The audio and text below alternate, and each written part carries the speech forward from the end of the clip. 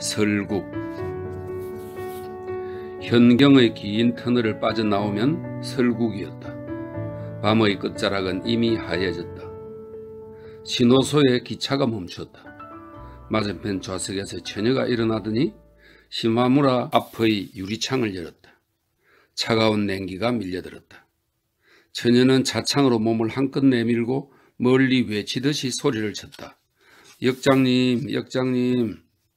등불을 들고 천천히 눈을 밟고 온 사나이는 목도리를 콧등까지 두르고 귀에 모자의 털을 내려뜨려 들이우고 있었다.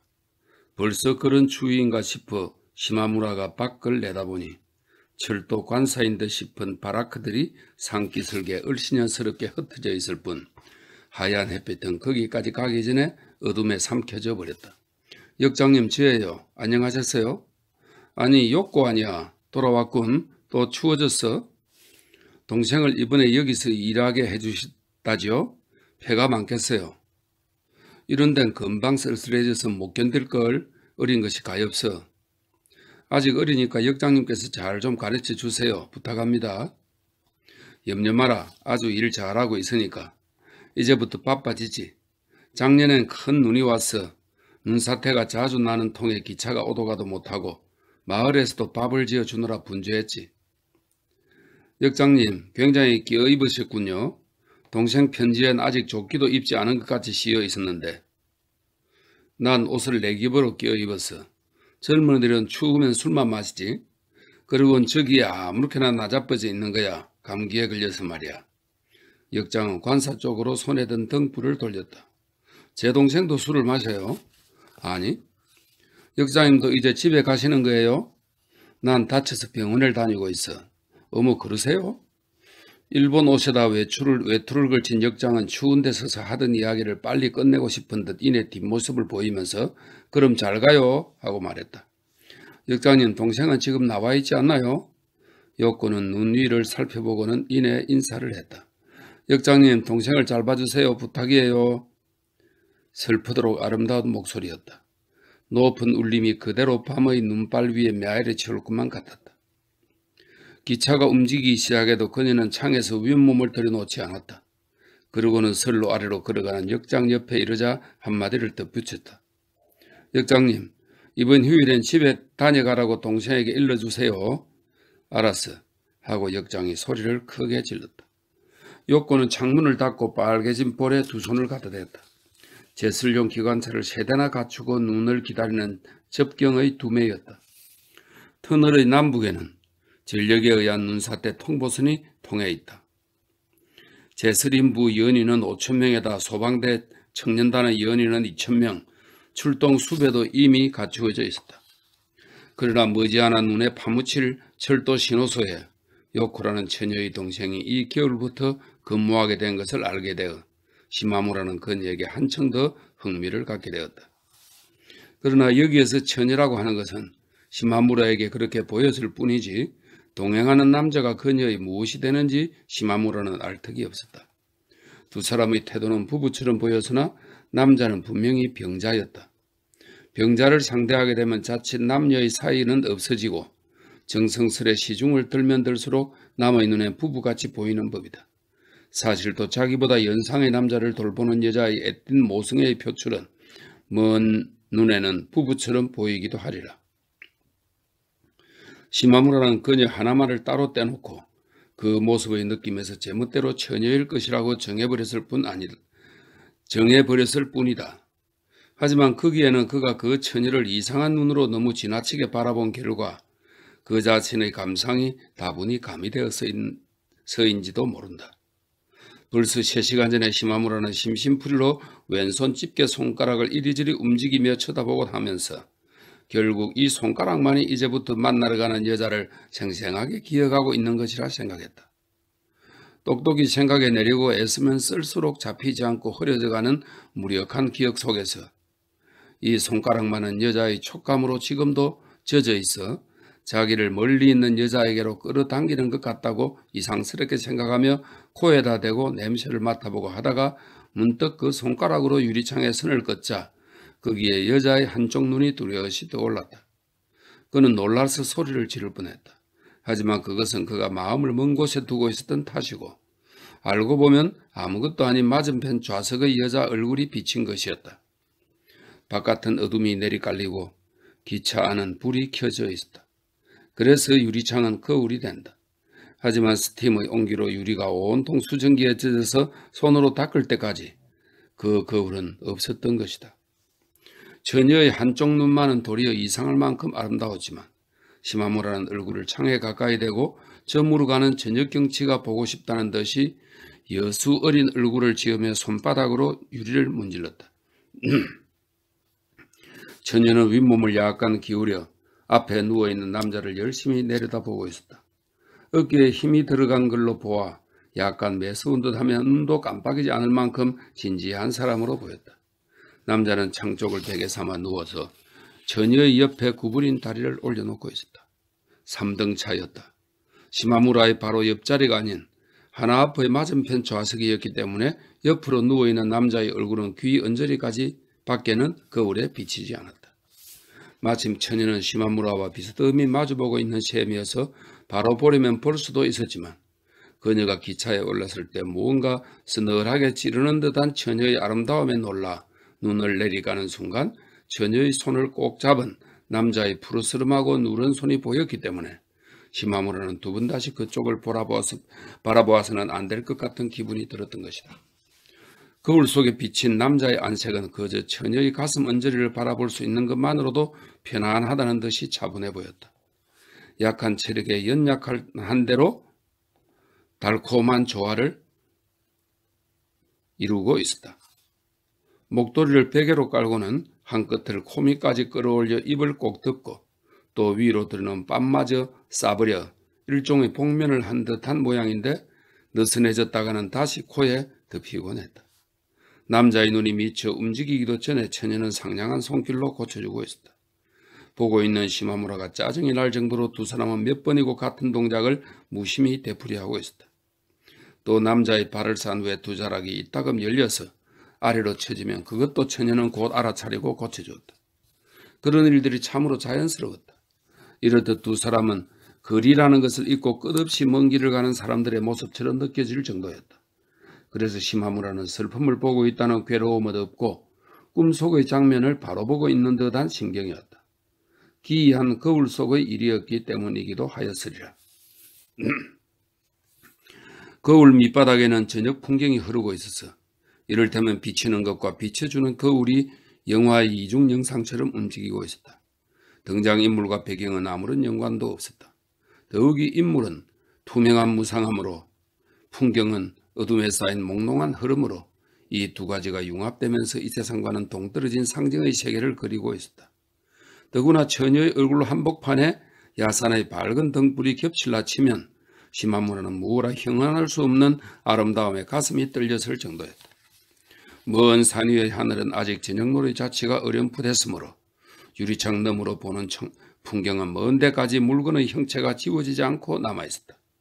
그러나 색채는 이미 없어져서 어디까지 가도 평범한 들과 산의 모습이 더욱 평범하게 보이며 무엇 하나 두드러지게 주의를 끌만한 것이 없기 때문에 도리어 무언가 멍한 커다란 감정의 흐름으로 여겨졌다. 물론 그것은 처녀의 얼굴을 그 속에 부각시키고 있었기 때문이다. 차창의 거울에 비친 처녀의 얼굴 윤곽 위로 끊임없는 저녁 풍경이 지나쳐가고 있기 때문에 처녀의 얼굴도 분명한 것처럼 느껴졌다. 그러나 정말로 투명한지 어떤지는 얼굴 뒤쪽을 쉴 새 없이 흐르는 저녁 풍경이 얼굴 표면을 통과하는 듯한 착각 속에 판별할 수가 없었다. 기차 안도 그다지 밝지는 않았고 진짜 거울처럼 강렬하지도 않았다. 반사가 없었다. 그래서 시마무라는 들여다보고 있는 동안에 거울이 있다는 것을 점점 잊어버리고 저녁 풍경의 흐름 속에 처녀가 떠 있는 것처럼 느껴지기 시작했다. 그럴 때 그녀의 얼굴 속에 불이 켜진 것이다. 이 거울의 영상은 창밖의 불빛을 지울 만한 힘은 없었다. 불빛도 영상을 채우지는 못했다. 그리하여 불빛은 그녀의 얼굴 위로 흘러 지나가는 것이었다. 하지만 그녀의 얼굴을 빛나게 하지는 않았다. 차갑고 먼 빛이었다. 작은 눈동자의 언저리를 환히 밝히면서 처녀의 눈과 불빛이 겹친 순간 그녀의 눈은 어두운 물결 위에 떠있는 요염한 야광충이었다. 이렇게 자기를 보고 있다는 것을 요코는 알 턱이 없었다. 그녀는 다만 병자에게만 정신이 쏠려 있었고 설사 시마무라 쪽을 돌아보았다 한들 유리창에 비치는 자기 모습뿐만 아니라 창밖을 내다보는 남자 따위는 눈에도 들어오지 않았을 것이다. 시마무라가 요코를 오랫동안 훔쳐보면서 그녀가 안 되었다는 것을 잊고 있었던 것은 저녁 풍경이 거울이 아닌 비현실적인 힘에 사로잡혀 있었기 때문일 것이다. 그래서 그녀가 역장을 불러 말을 걸고 뭔가 지나치게 진지한 모습을 보였을 때에도 이야기 거리 같던 흥미가 앞섰는지도 모른다. 그 신호소를 지날 무렵에는 이미 차창은 어둠뿐이었다. 저쪽 창밖 풍경의 흐름이 사라지자 거울의 매력도 사라지고 말았다. 요코의 아름다운 얼굴은 역시 비치고 있었지만 그 따스한 동작에도 불구하고 시마무라는 그녀가 풍기는 뭔가 맑고도 차가운 것을 새로이 발견하고 차창이 흐려지는 것을 닦으려고도 하지 않았다. 그런데 그로부터 반시간쯤 후에 뜻밖에도 요코가 시마무라와 같은 역에서 내렸기 때문에 그는 또 무슨 일이 일어나지는 않을까 하고 자기와 상관이라도 있는 듯이 뒤돌아 보았지만 플랫폼의 추위를 느끼자 벼랑간 기차 안에서의 무례함이 부끄러워져서 뒤도 돌아보지 않고 기관차 앞을 건넜다. 남자가 요코의 어깨를 잡고 선로 쪽으로 내려서려 할 때 이쪽에서 여군이 손을 들어 제지했다. 이었고 어둠 속에서 나타난 긴 화물열차가 두 사람의 모습을 가렸다.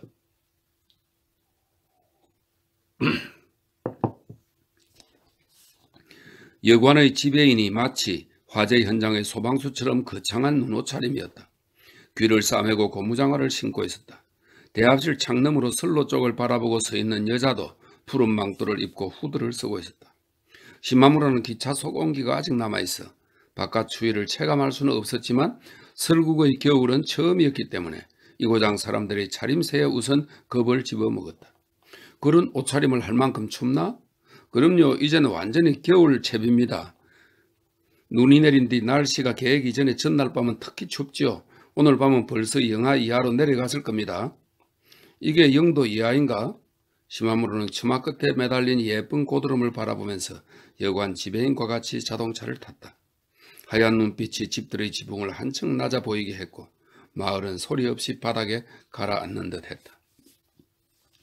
정말 만지는 것마다 차가운 느낌이 다르게 느껴지는군. 작년엔 영하 20몇 도인가 하는 날이 제일 추웠어요. 눈은? 글쎄요, 보통 7, 8자이지만 많을 때는 12자, 10석자가 넘을 겁니다. 이제부터로군. 이제부터예요. 이 눈은 지난번에 한 자쯤 내린 것이 꽤 녹은 겁니다. 녹기도 하는군. 언제 또 많은 눈이 올지 모릅니다. 섣달 초순이었다.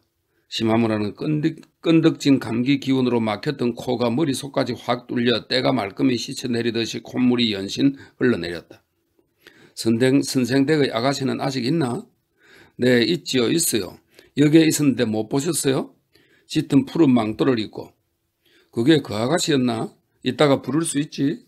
오늘 밤에요? 그래, 오늘 밤. 지금 막차로 선생의 아들이 돌아온다고 하면서 마중 나와 있던데요. 저녁 풍경의 거울 속에서 요코의 간호를 받고 있던 병자가 바로 시마무라가 만나러 온 여자네 집의 아들이었다. 그 사실을 알자 자기 가슴속을 무언가가 스쳐간 것처럼 느꼈지만 그 해후를 그는 별반 이상하게 생각하지는 않았다. 이상하게 생각하지 않는 자신을 도리어 이상하게 생각했을 정도였다. 손가락으로 기억하고 있는 여자의 눈과 등불을 켜고 있던 여자 사이에 무엇이 있는지, 무슨 일이 일어날 것인지 시마무라는 왠지 그것이 마음 어느 한구석에 보이는 듯한 느낌이 들었다. 아직 저녁 풍경의 거울에서 덜 깨어난 탓일까? 그 저녁 풍경의 흐름이 바로 시간의 흐름의 상징이었던가 하고 그는 문득 중얼거렸다. 스키 시즌을 앞둔 온천여관은 손님이 가장 적을 때라서 시마무라가 온천탕에서 나오자 모두들 이미 잠이 들어 고요했다. 낡은 복도는 그가 발을 디딜 때마다 유리문을 가날펴게 울렸다. 그 긴 복도의 끝 사무실 모퉁이에 싸늘하게 금정으로 빛나는 마루 위에 옷자락을 다 헤친 채 여자가 우뚝 서 있었다. 그 모양새를 보고 마침내 게이샤로 나선 모양인가 해서 섬뜩했지만 이쪽으로 걸어오는 것도 아니요? 어딘가 흐트러진 몸매무새로 맞는 태도도 아닌 꿈쩍 않고 서 있는 그 모습에서 그는 먼으로도 진지한 것이 느껴져 바삐 걸어가서 여자 앞에 섰으나 아무 말이 없었다. 여자는 짙은 화장을 한 얼굴로 미소 지으려 하였으나 도리어 울상이 되었으므로 아무 말 없이 두 사람은 방 있는 쪽으로 걸어갔다. 그런 일이 있었는데도 편지도 하지 않고 만나러 오지도 않고 춤사위 책을 보내준다던 약속도 지키지 않았으니 여자 쪽에서 보면 웃고 잊어버렸다고 밖에는 생각되지 않았을 것이므로 먼저 시마무라 쪽에서 사과나 변명을 할 차례였다. 그러나 얼굴도 보지 않고 걷는 동안에도 그녀는 그를 책망하기는커녕 온몸으로 그리움을 느끼고 있다는 것을 알 수 있었으므로 그는 더욱 무슨 말을 한데도 그 말은 자기 쪽이 불성실하다는 인상밖에는 주지 않으리라 생각하고 무언가 그녀에게 주눅드는 듯한 달콤한 느낌에 쌓여 있었다. 계단 밑까지 오자 이놈이 자네를 제일 잘 기억하고 있었지 하며 집게 손가락을 뻗친 왼쪽 주먹을 불쑥 여자 눈앞에 내밀었다. 그래요? 여자는 그의 손가락을 잡더니 그대로 놓지 않고 손을 끌듯이 하여 계단을 올라갔다. 고다츠 앞에 손을 놓자 그녀는 갑자기 목덜미까지 빨개지며 그것을 얼버무리는 듯이 당황하여 다시 그의 손을 잡았다. 이게 나를 기억해 주었어요? 오른쪽이 아니야, 이쪽이야. 여자의 손바닥에서 오른손을 빼내 고다츠에 넣고는 다시 왼쪽 주먹을 내놓았다. 그녀는 시치미를 뗀 얼굴로 응했다. 네, 알고 있어요. 하고 입속으로 웃으며 시마무라의 손바닥을 펴고는 그 위에 입술을 갖다 댔다. 이제 기억해 줬어요? 이게 기억해 줬어요? 차가워. 이렇게 차가운 머리칼은 처음인걸. 도쿄는 아직 눈이 안 와요? 자네 그때 그렇게 말했지만 그건 역시 거짓말이야. 그렇지 않으면 누가 세모에 이렇게 추운 데를 오겠나? 그때는 눈사태의 위험기가 끝나고 실록의 등산 시즌으로 들어갈 무렵이었다. 이제 회상을 하는 겁니다. 얼음덩굴의 새순도 얼마 후엔 밥상에서 자취를 감추게 될 무렵 무의도 시간에 시마무라는 자연과 자신에 대한 진실성마저 잃기 쉬워 그것을 돌이키려면 산이 좋을 거라고 생각하고 혼자서 곧잘 등산을 했다. 그날 밤도 접경의 산에서 이래만에 온천장으로 내려와서는 게이샤를 불러달라고 했다. 그런데 그날 도로의 낙성 축하단체가 마을의 누에고치 창고 겸 가설극장을 연회장으로 사용했을 정도로 성황을 이루어 12명의 게이샤로는 손이 모자라 도저히 부를 수 없다고 했다. 하지만 선생댁의 아가씨라면 연회를 거들러 갈 때도 춤이나 두세 번 보여주고 돌아올 테니까 어쩌면 와줄지도 모른다는 얘기였다. 시마무라가 그 아가씨에 대해 대묻자 샤미셴과 춤을 가르치는 선생댁에 있는 아가씨는 게이샤의 몸은 아니지만 큰 연회엔 이따금 부탁을 받아 나갈 때도 있다고 동기는 없고 춤추기를 싫어하는 이 동기는 어린 기생입니다. 동기는 없고 춤추기를 싫어하는 나이든 게이샤들이 많기 때문에 그 아가씨는 귀염을 받고 있다고 여관집 손님방 같은 데는 좀처럼 혼자 나오지 않지만 그렇다고 아주 새내기라고는 할 수 없다. 한이는 대강 이렇게 설명했다. 수상쩍은 이야기로 믿지도 않고 있었는데 1시간쯤 지나 여자가 한여와 같이 들어오자 시마무라는 훔친 놀라 안점새를 고쳤다. 곧 일어서서 나가려는 한여의 소매를 여자가 다시 잡아 그곳에 앉혔다. 여자의 인상은 이상할 만큼 깨끗했다. 발가락 밑의 움푹 진 곳까지도 깨끗할 것 같았다.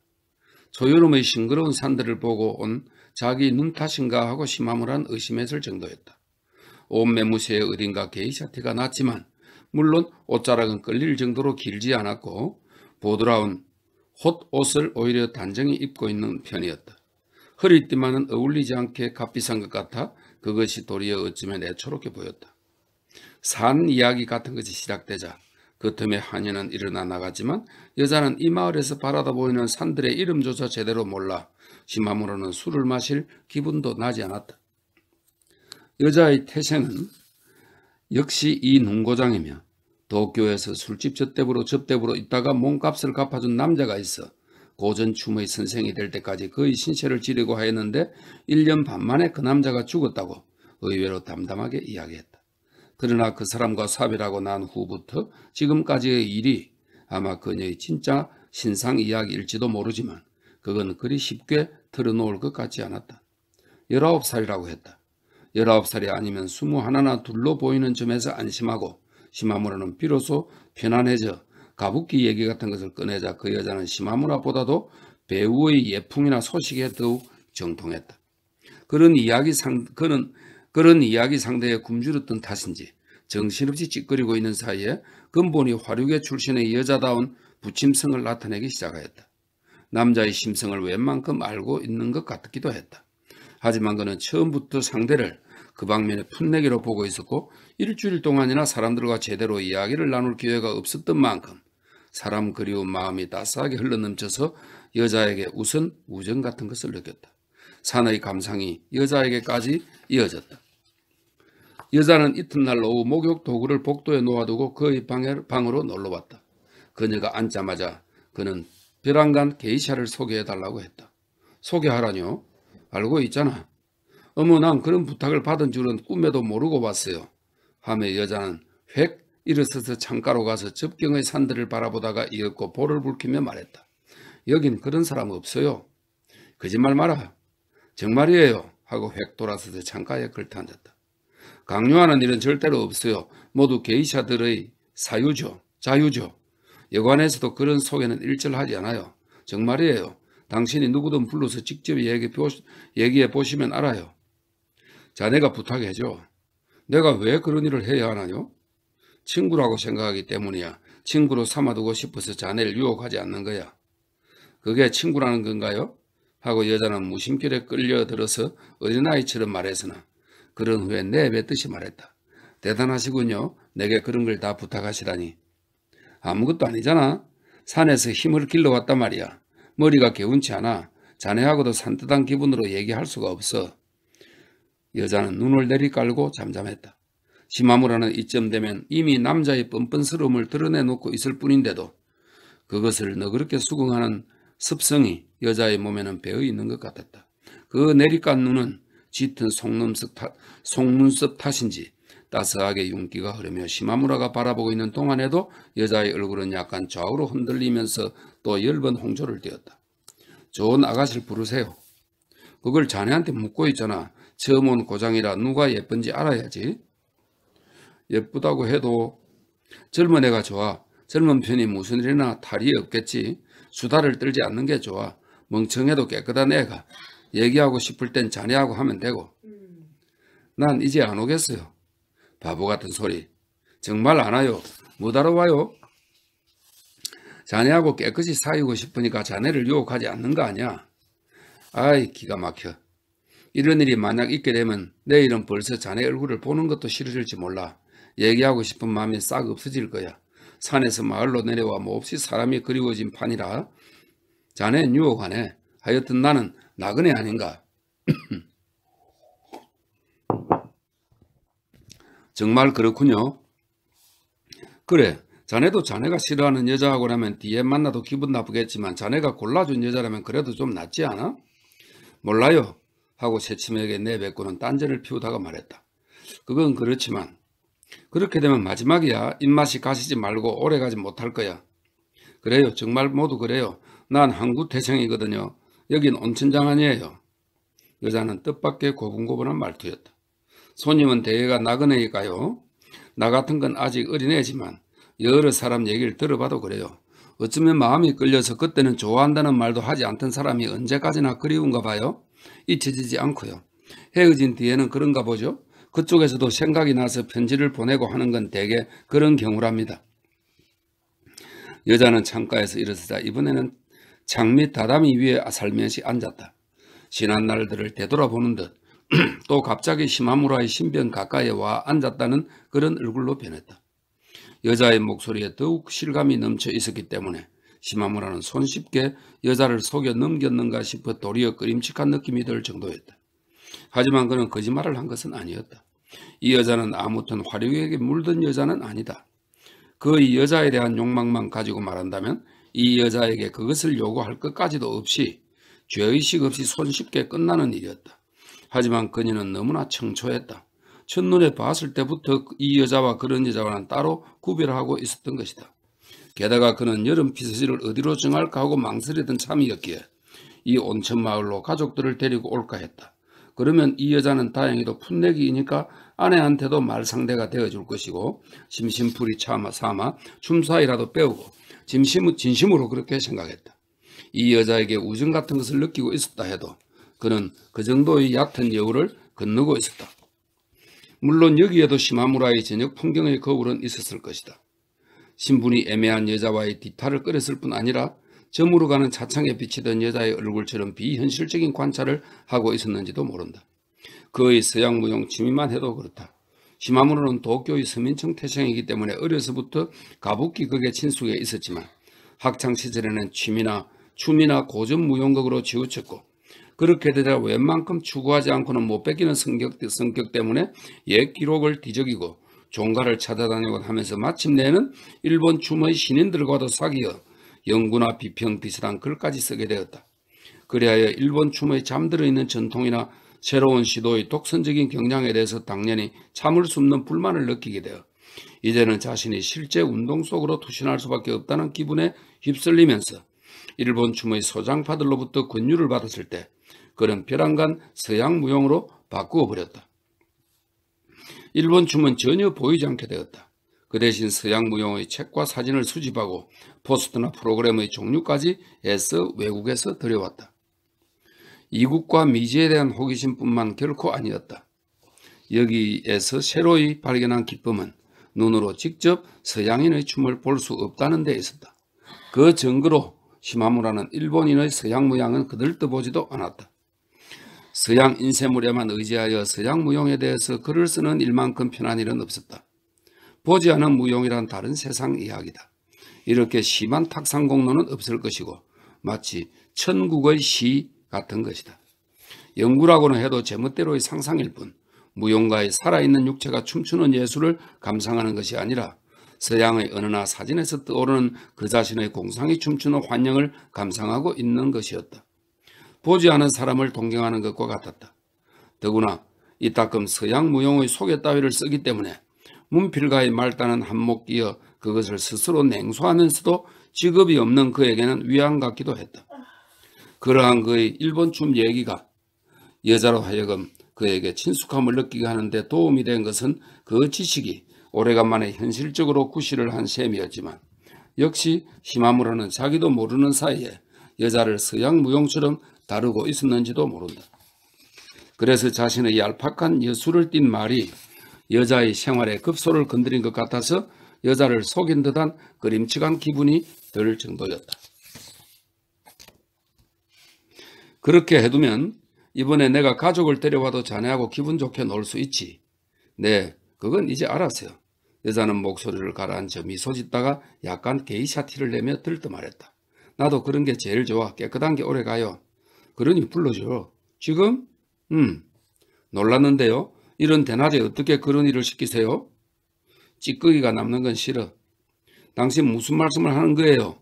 이 고장을 지저분한 온천장으로 오해하고 있군요. 마을 모습만 봐도 아실 텐데요. 여자는 사뭇 의외라는 듯 진지한 말투로 여기에는 그런 여자가 없다는 듯이 되풀이하여 강조했다. 시마무라가 믿으려 하지 않자 여자는 뾰로통해서 한 걸음 양보하여 가부는 어떻든 게이샤의 자유이지만 다만 주인집 양해를 얻지 않고 숙박을 하면 뒷책임은 게이샤가 지고 주인은 어찌되든 상관하지 않지만 주인집의 양해를 얻으면 포주가 책임지게 되어 어디까지나 뒤를 돌봐주는 그것만의 차이라고 말했다. 책임이란 뭐야? 아이가 생기거나 병을 얻거나 그런 거 말이에요. 시마무라는 자기의 바보스러운 질문에 쓴웃음을 지으면서 그렇게 어리숙한 이야기가 이 산골 마을에 있을지도 모른다고 생각했다. 무의도시 가는 그는 자연히 보호색을 찾는 마음이 있어서인지 유행하는 고장의 인심에 본능적으로 민감한데 산에서 내려오자 이내 이 마을의 여유로운 분위기 속에 한가로움을 느꼈다.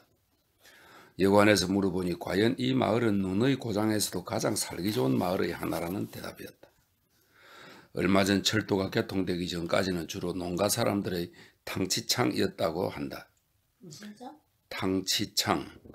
그러니까 목욕탕 할 때 게이샤가 있는 집은 요리집이니 단팥죽집이니 하는 퇴색한 간판을 들이우고 있지만 고풍스러운 장지가 바랜 것을 본 그는 이래도 손님이 있는 것인지 의심스러웠다. 그리고 일용 잡화점이나 과자 가게에도 게이샤를 하나씩 두고 있는 집이 있어 그 주인들은 가게 말고도 들여나가 밭일을 하는 모양이었다.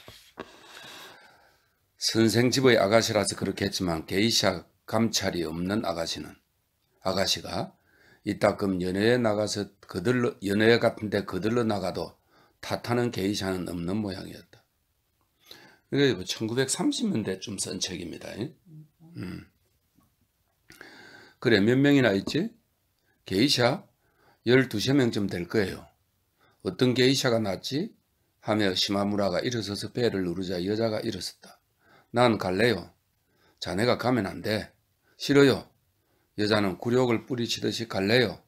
괜찮아요. 아무렇게도 생각하지 않아요. 또 오겠어요. 그러나 하녀가 오지 아무 일 없었던 것처럼 고쳐 앉았다.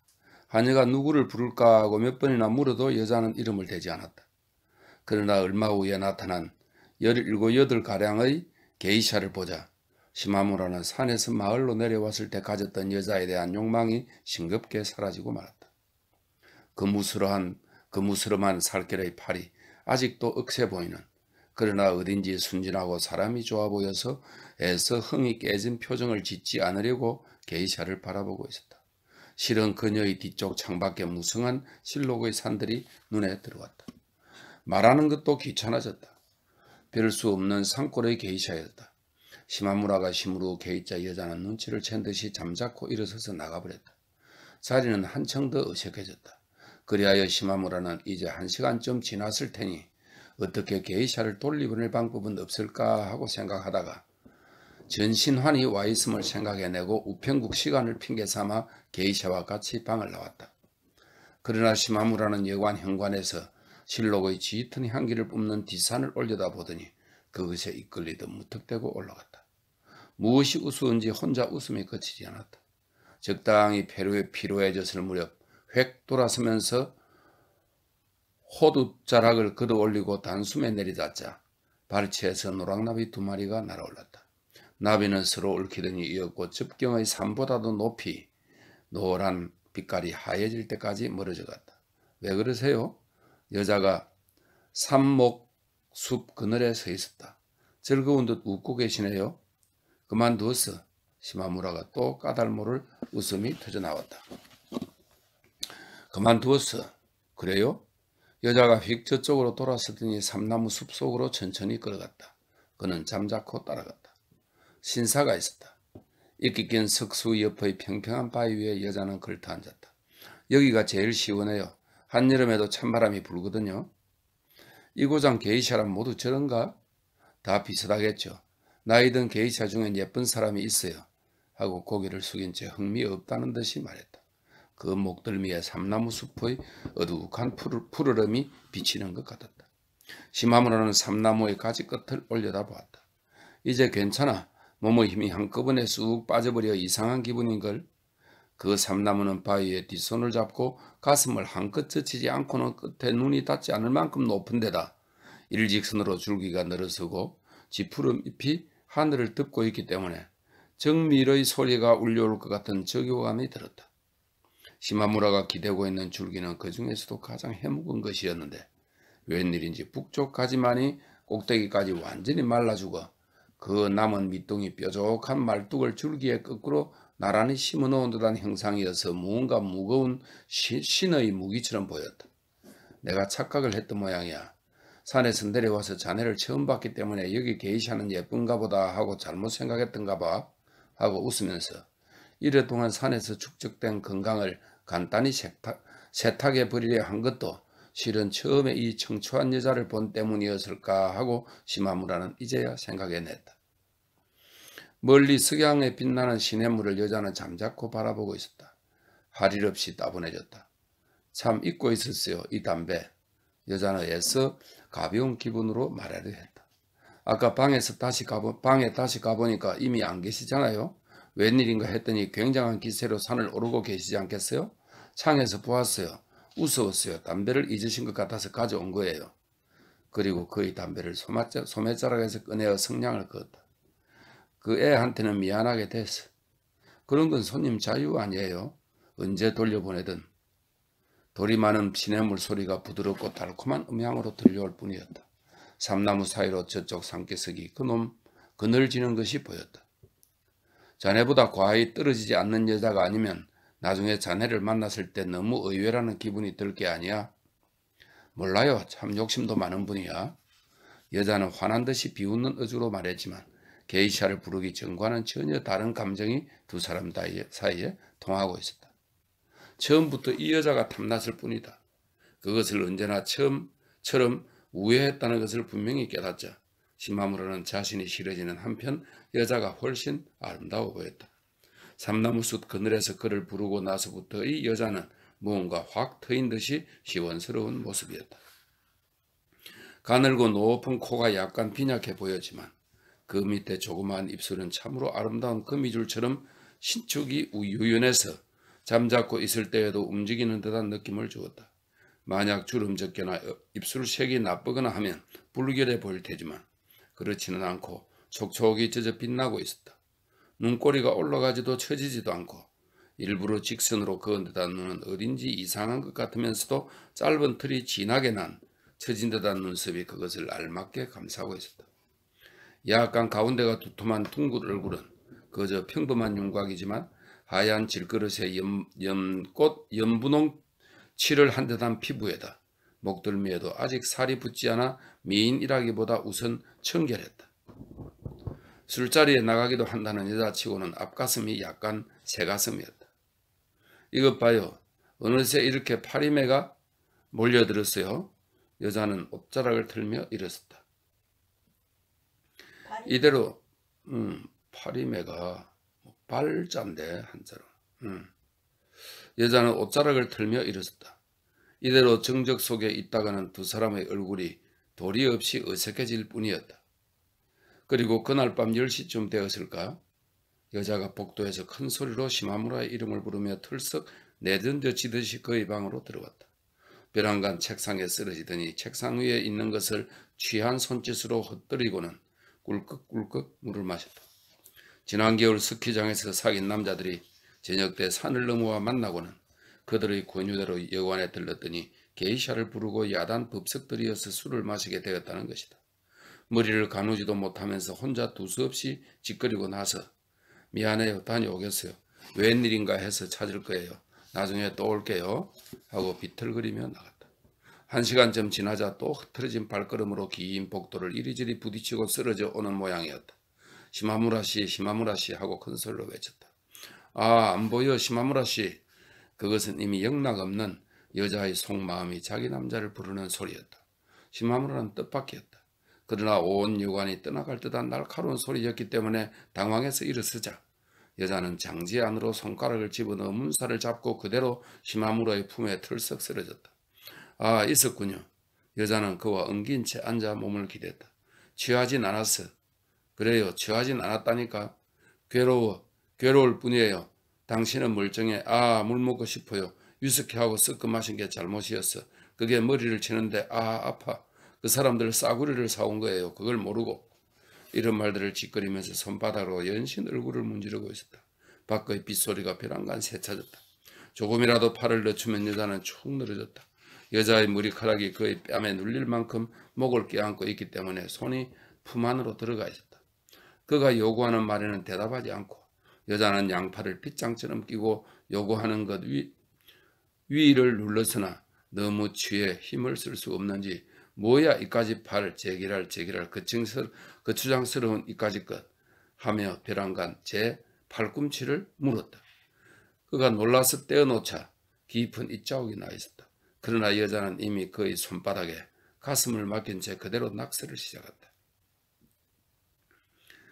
좋아하는 사람의 이름을 써 보이겠다며 연극이나 영화배우 이름을 20-30개나 늘어놓더니 이번에는 시마무라라고만 무수히 있었다. 시마무라의 손바닥 안의 부푸름은 점점 뜨거웠다. 아, 안심했어.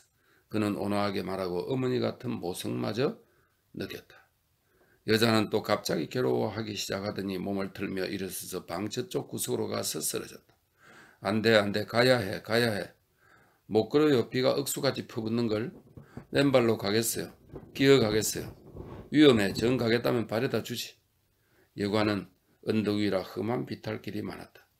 허리띠를 늦추거나 좀 누워서 술이 깨기를 기다리는 게 어때? 그건 안 돼.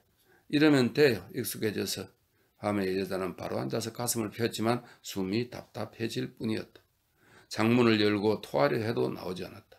몸을 뒤틀어 뒹굴고 싶은 것을 이를 악물고 참고 있는 상태가 계속되다가도 이따금 의지를 분발시키려는 듯이 가겠다고 되풀이하면서 어느새 새벽 2시가 지났다.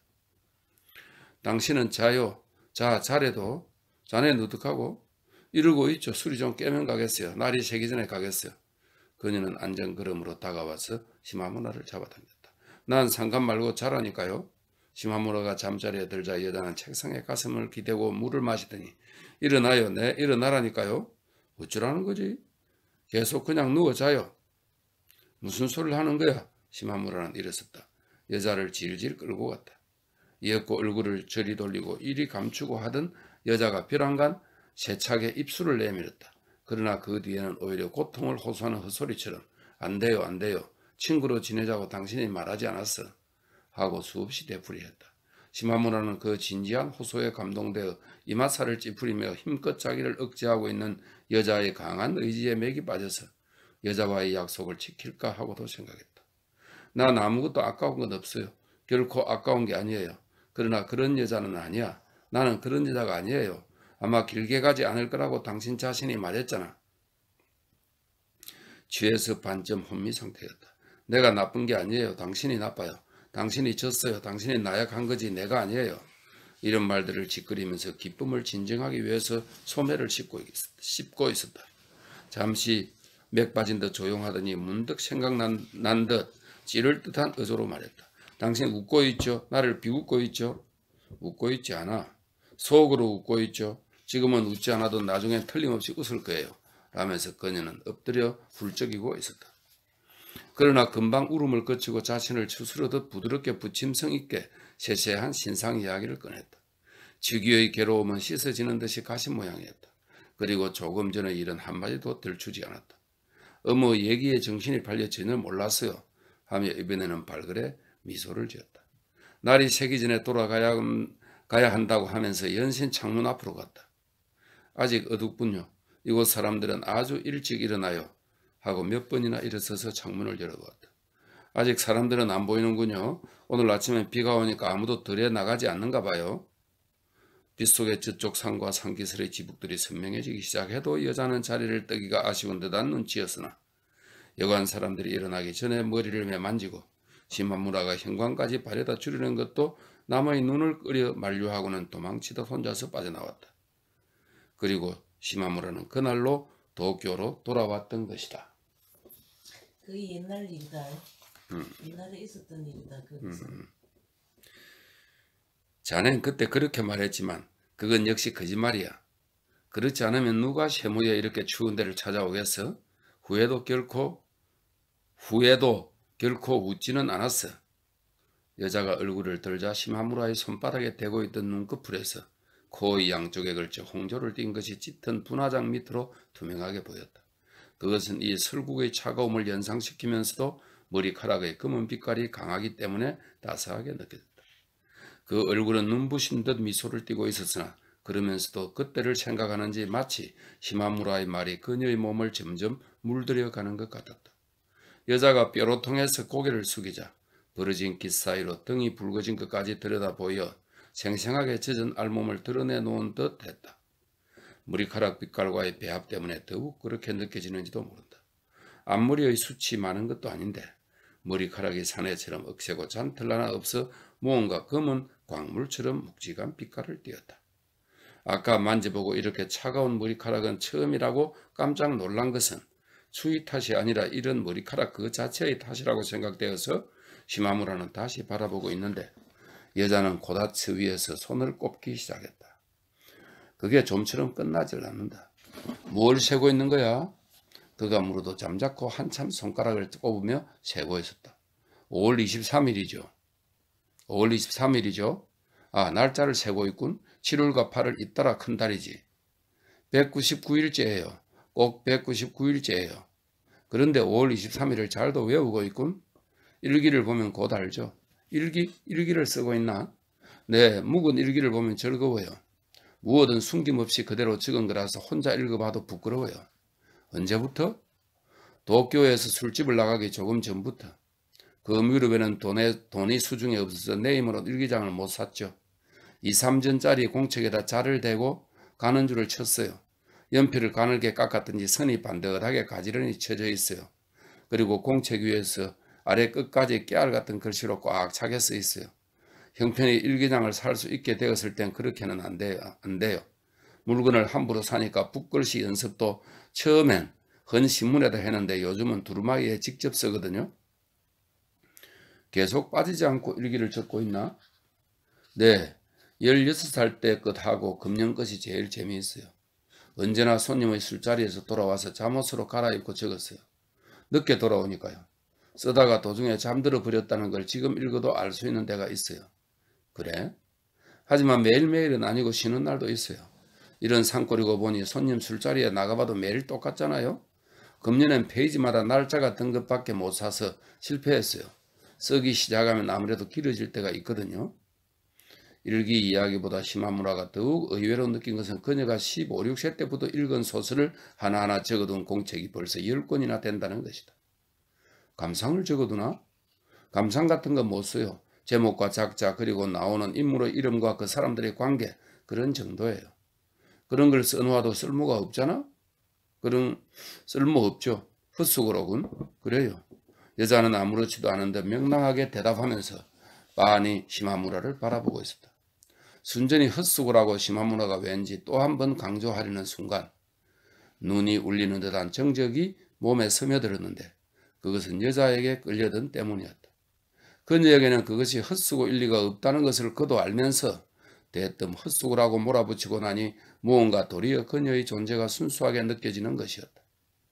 이 여자의 소설 이야기는 일상에서 쓰이는 문학이라는 말과는 인연이 없는 것처럼 들렸다. 부인 잡지를 교환해서 읽는 정도밖엔 이 마을 사람들과의 사이에 별다른 우정이 없고 그 외에는 전혀 외톨로 읽고 있는 듯 했다. 선택하지도 않고 별다른 이해력도 없이 여관의 객실 같은 데서 소설이나 잡지가 눈에 띄는 대로 빌려 읽는 그런 식의 모양인데 그녀가 생각나는 대로 대하는 새로운 작가의 이름 따위는 시마무라가 처음 듣는 이름도 적지 않았다. 그러나 그녀의 말투는 마치 외국 문학의 생소한 이야기를 하고 있는 것 같이 욕심 없는 거지처럼 애처로운 여운이 있었다. 자기의 양서의 사진이나 글자에만 의지하여 양서는 서양책입니다. 서양 무용을 아득하게 몽상하고 있는 것도 이런 것일 거라고 시마무라는 생각해 보았다. 이 사람이 뭐 서양 무용이나 이런 것들을 비평하는 비평가입니다. 그녀 역시 보지도 않은 영화나 연극 이야기를 즐거운 듯이 찌꺼리는 것이었다. 이런 이야기 상대에 몇 달 동안이나 줄여 있던 참이기 때문이라. 199일 전의 그때에도 이런 이야기에 열중한 나머지 스스로 시마무라에게 몸을 던지게 되었던 것을 잊었는지 다시금 자기 말이 그리는 것으로 몸마저 훈훈해지는 것 같았다. 그러나 이런 도회지적인 것의 동경도 이제는 유순한 체념에 쌓여 덧없는 꿈과 같았기 때문에 몰락간 도회인 같은 그만스러운 불평보다는 단순한 헛수고라는 느낌이 강했다. 그녀 자신은 그것을 쓸쓸해하는 기색도 없으나 시마무라의 눈에는 알 수 없는 애처로움으로 보였다. 그런 생각에 빠지면 시마무라 자신이 살아있는 것도 헛수고라는 막연한 감상에 빠져들고 말 것이다. 그러나 눈앞에 있는 그녀는 산의 전기에 물들어 싱싱한 혈색이었다. 아무튼 시마무라는 그녀를 달리 보게 되었으므로 상대가 게이샤가 된 지금에 와서는 도리어 말을 꺼내기가 거북했다. 그때 그녀는 술이 너무 취해서 몸조차 가누지 못하는 상태에서 제대로 말을 듣지 않는 팔을 안타까워했다. 뭐야 이까지 팔, 제기랄 거치장스러운 이까지 것. 그러다가 팔꿈치를 세게 물었을 정도였다. 몸을 가누지 못해 이리저리 뒹굴면서 결코 아까운 게 아니에요. 하지만 그런 여자가 아니에요. 난 그런 여자가 아니란 말이에요. 하던 말이 생각이 나서 시마무라는 머뭇거리고 있는데 여자는 재빨리 알아채고 뿌리치듯이 말했다. 12시 상행열차예요. 마침 그때 들려온 기적소리와 함께 그녀는 왈칵 난폭하게 장지와 유리문을 열어젖히고는 난간에 몸을 내던지듯이 창에 걸터 앉았다. 냉기가 방으로 한꺼번에 흘러들어왔다. 기차 소리가 멀어짐에 따라 밤바람 소리처럼 들렸다. 이봐 춥잖아 바보 하며 시마무라가 일어서서 다가갔으나 바람은 없었다. 대지에 가득히 덮인 눈이 얼어붙는 소리가 땅속 깊은 곳에서 울려오는 듯한 매서운 야경이었다. 달은 없었다. 거짓말처럼 많은 별들을 쳐다보고 있으려니 별들이 공허한 소리로 떨어져 내리고 있다고 느껴질 만큼 뚜렷이 드러나 있었다. 별의 무리가 눈에 가까워짐에 따라 하늘은 더욱 멀어지며 밤의 빛깔을 짙게 했다. 접경의 산들은 이제 겹친 윤곽도 분간할 수 없게 되고 그 대신 그만한 부피가 이섬지간 검은 빛으로 별이 빛나는 하늘 자락에 무게를 들이우고 있었다. 모든 것이 선명한 정적 속의 조화였다. 시마무라가 다가오는 것을 알고 여자는 난관에 엎드렸다. 그것은 나약함이 아니라 이른 밤을 배경으로 하여 이보다 완고한 것은 없다는 그런 모습이었다. 시마무라는 또야 싶었다. 그러나 산들의 빛과는 검은데도 어찌된 셈인지 그것이 역력히 흰 눈의 은빛처럼 보였다. 그러자 산들이 투명하고 쓸쓸한 것처럼 느껴졌다. 하늘과 산은 조화되어 있지 않았다. 감기 들어 이렇게 찬데 시마무라는 여자의 목을 잡고 획 뒤로 잡아 일으키려 했다. 여자는 난간에 매달리면서 목맨 소리로 말했다. 나 가겠어요. 가. 잠시 동안만 이대로 있게 놔줘요. 그럼 난 탕에 갔다 오겠어. 싫어요. 여기 계세요. 그럼 창을 닫아줘. 잠시만 이대로 있게 놔줘요. 마을은 사당의 삼나무숲 그늘에 반쯤 가려져 있지만 자동차로 10분 가는 정거장의 불빛은 추위 때문에 핑핑 소리를 내며 깨질 듯이 깜빡이고 있었다. 여자의 볼도 창의 유리도 입고 있는 속옷 소매자락도 손에 닿는 것 모두가 시마무라에겐 처음 겪는 차가움으로 느껴졌다. 발밑 다다미까지도 차가워 혼자서 탕에 가려고 나서자 기다리세요. 나도 가겠어요. 하며 이번에는 여자가 순순히 따라왔다. 그가 벗어던진 것을 여자가 옷바구니에 챙기고 있는데 남자 손님이 들어왔다가 시마무라의 가슴 앞에 움츠리고 얼굴을 가린 여자를 보자 황급히 말했다. 아, 실례했습니다. 아니에요. 들어가세요. 저쪽 탕으로 들어갈 테니까. 시마무라는 얼른 말하고 발가벗은 채 옷바구니를 안고 여탕 쪽으로 갔다. 여자는 물론 부부인 체 하며 따라왔다. 시마무라는 잠자코 뒤도 돌아보지 않고 탕에 뛰어들었다. 안심하고 웃음이 터지려는 것을 물꼭지에 입을 대고 거칠게 입안을 가셔냈다. 방으로 돌아오자 여자는 옆으로 돌린 목을 가볍게 쳐들고 귀민 머리를 새끼손가락으로 들어올리면서 슬퍼요 하고 단 한마디를 했을 뿐이었다. 여자가 까만 눈을 반쯤 뜨고 있는가 하여 가까이 들여다보니 그건 속눈썹이었다. 신경질적인 여자는 한잠도 자지 않았다. 허리띠를 조여매는 소리에 시마무라는 잠이 깬 모양이다. 일찍 깨게 해서 미안해요. 아직 어둡죠? 좀 봐주시겠어요? 하고 여자는 전등을 껐다.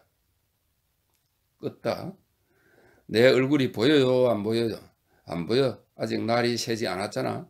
거짓말. 잘 봐주시지 않으면 안 돼요. 어때요? 여자는 창을 열어치고는 안 되겠어. 보여요. 나가겠어요. 새벽녘의 추위에 놀라 시마무라가 베개에서 고개를 쳐들자 하늘은 아직 밤의 빛깔인데 산은 벌써 아침이었다. 아, 됐어요. 요즘 농가가 한 산에서 이렇게 일찍 나다니는 사람은 없어요. 그래도 산에 오르는 사람은 있을지 몰라. 여자는 매든 띠를 질질 끌으며 혼자 말을 중얼거렸다. 지금이 5시 하행열차엔 손님이 없었나 봐요. 여관 사람들은 아직 일어나지 않는데요. 띠를 다 메고 나서도 여자는 섰다 앉았다 하며 또 창쪽만을 바라보고 서성거렸다. 그것은 마치 야행성 동물이 아침을 두려워하여 초조히 서성거리는 듯한 불안정한 모습이었다. 괴기한 야성이 솟구치는 듯한 모습이었다. 그러는 동안 방 안까지 환해져 여자의 붉은 볼이 환히 드러나 보였다. 시마무라는 놀라울 만큼 선명한 붉은색을 황홀히 바라보며 말했다. 볼이 새빨갛군. 추워서. 추운 게 아니라요. 화장을 지워서 그래요. 나는 잠자리에 들면 곧 발끝까지 달아올라요. 그녀는 베개맡의 경대를 향해 말했다. 드디어 밝았군요. 돌아가겠어요. 시마무라는 그쪽을 보고 얼른 목을 움츠렸다. 거울 속에 새하얗게 빛나는 건 눈이다. 그 눈 속에 여자의 새빨간 볼이 떠 있는 것이다. 뭐라 말할 수 없는 청초한 아름다움이었다. 벌써 해가 떴는지 거울 속의 눈은 차갑게 타는 듯한 광채를 더했다. 그에 따라 눈 위에 떠오르는 여자의 머리도 선명한 보라색 검정으로 더욱 빛났다.